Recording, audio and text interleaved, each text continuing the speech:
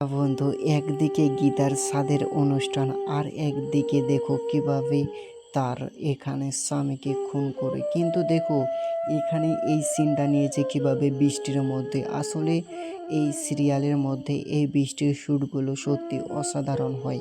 কিন্তু দেখো এখানে কিভাবে বন্দুক নিয়ে চলে এসেছে আর ঠাই ঠাই করে মেরে ফেলে।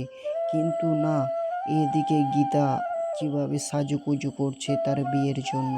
আসলে গীতা এলএলবি, এইবার কি তার বিয়ে হবে? কিন্তু না, এখানে তো খাওয়া দাওয়া সব শেষ, কিন্তু হঠাৎ করে শুনতে পায় যে এখানে খুন হয়েছে, তাই জন্য শ্মশান ঘাটে যেতে হবে তাকে এখন। কিন্তু বৃষ্টি ভেজা এই ছাতা নিয়ে এই ফটোটা খুবই ভালো হয়েছে। লড়াই এইবার আরও বড়। আসলে সত্যি এই সিরিয়ালটি কেমন লাগে অবশ্যই কমেন্টে বলো, কারণ গীতা এলএলবি এই সিরিয়ালটি সবার পছন্দের মতো একটি সিরিয়াল।